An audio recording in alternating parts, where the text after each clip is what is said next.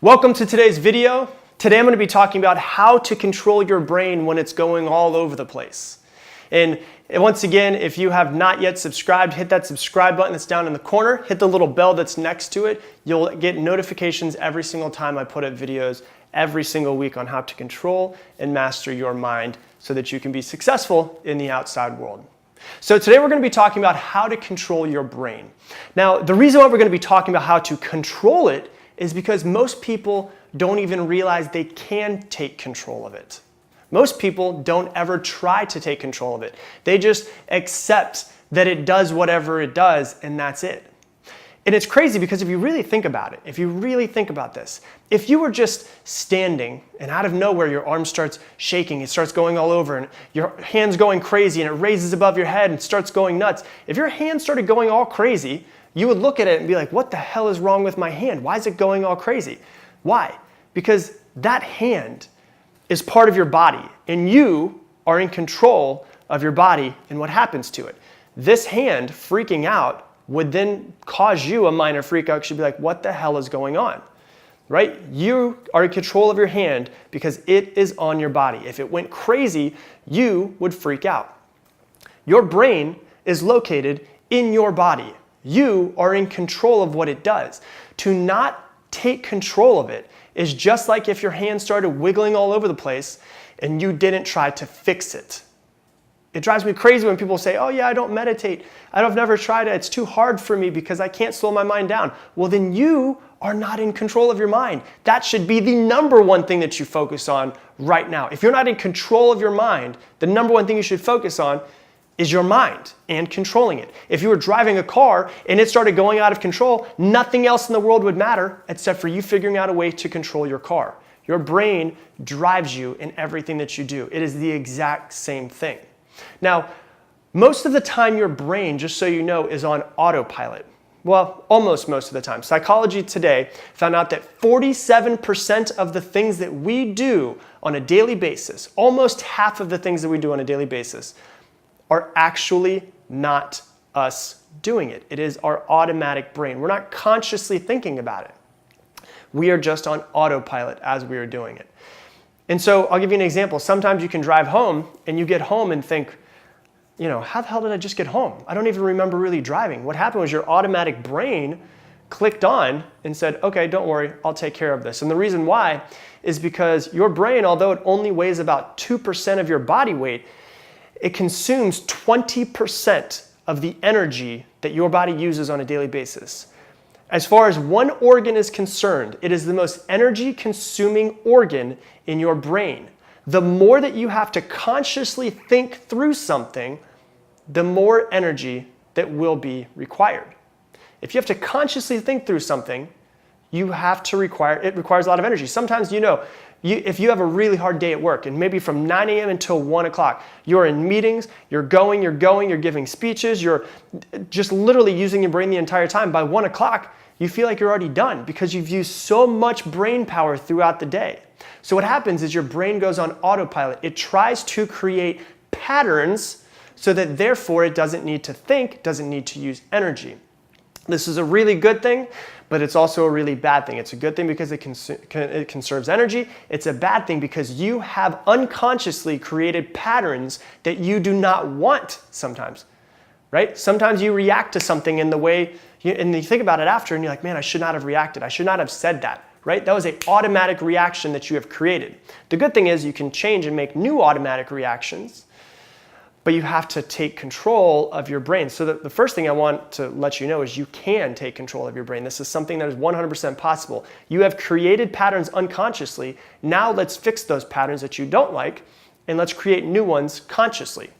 And so the first thing I would ask yourself is, what patterns do I have I created, whether that's I react to something in a certain way, I say something, I do something that I don't like, these patterns and habits that I've created that I want to change. That's the first thing you need to figure out. You can't change something if you don't identify it and find out what it is that you want to change, right? And so that's the thing that you need to realize is that 47% of the time we are on autopilot. And so we need to figure out how we can get past this autopilot, rewire some of the patterns that we have so that therefore we create new habits that then are stored in the automatic brain and we automatically act that way. right? Like I'll give you an example for myself. I know that when I was younger, when I was 21, I owned my first business, and it got to a multi-million-dollar business by the age of 22, and that was stressful as hell for a 22-year-old. It was very successful, but I had hundreds of employees that worked under me. I had assistants that worked under me. I had receptionists that worked under me. And sometimes things would go wrong. And when things would go wrong, I would get extremely stressed out. And what would happen is I would react in a way that I did not want to react. And so what happened was I started realizing if I react in a certain way, I hurt people that are around me and say things that I don't want to say. Maybe I should figure out a way to change that.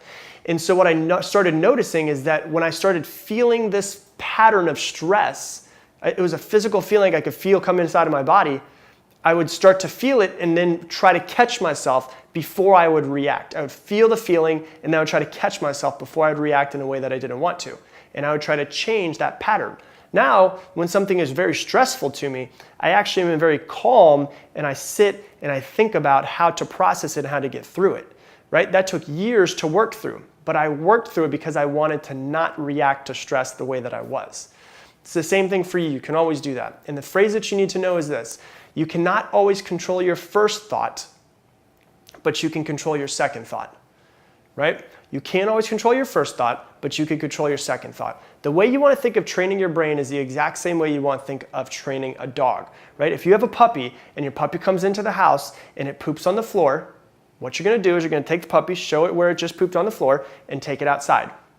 And then it's going to do it again. It's going to poop on the floor, you're going to take it, or it pees on the floor, wherever it messes up, you put it so it smells it, and then you put it outside. And you do it over, and you put it outside, and you put it outside, and you put it outside, and you put it outside, and eventually the puppy goes, oh, this thing that I'm smelling is not supposed to be here, it's supposed to be outside. And eventually, that's how you train a dog. It's the exact same way, because their first thought is, I'll just go wherever I want to. Because, they are animals, and when they're outside, they can just go wherever they want to, right? That doesn't work whenever you have a dog inside of your house. So its first thought is just to go outside, go inside. What happens though, it starts to change its first thought. It starts to change its automatic brain. So your brain is the exact same way.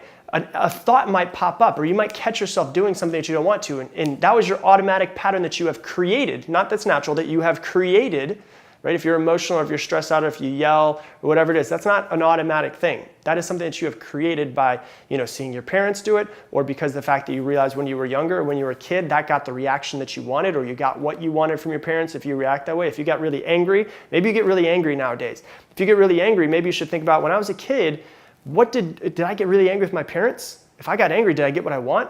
Oh crap, well I developed a pattern that realized if I get angry, I get what I want from my parents. And now, I'm 30 years old, 32, 35 years old, however old you are, that doesn't serve me anymore. I need to get past that and figure out a way to reprogram your brain. So you can't control your first thought because it's automatic right now, but you can always control your second thought. Your goal is to catch yourself in the middle of that first thought and change it to where you want it to, right? It's like the dog. You start to notice the dog that looks like he's circling around, he's about to take a poop on the floor, and before he does it, you take him and you put him outside, and he will learn quicker. As you notice that you're about to go down this pattern that you don't want, you pick yourself up, you put yourself outside, and you do what you want your brain to do. You force it to be under your control, because once again, if your hand was going all crazy, you would take control of it. Your brain is the exact same way. It will learn. If a dog is pooping inside and you want it to go outside, it will learn if you just keep doing it over and over and over and over again. It might take hundreds of times, but eventually it's worth it, because the rest of the time that dog is alive, you don't have to worry about it pooping inside. It's the exact same thing with your brain. It's going to take time. It's going to take hundreds and hundreds and hundreds of time to get past this automatic thought pattern that you have created. But you will be able to live the rest of your life without that thought pattern, or that process, that habit that you've created, if you work really hard at it right now. So control your brain, because 47% of what you do is automatic pilot. So if you like this video, do me a favor, hit that subscribe button so that you never miss another video from me. And if you want to get notifications whenever my newest videos come up, hit that little bell that's right next to it. It'll pop up and tell you when my newest ones pop up.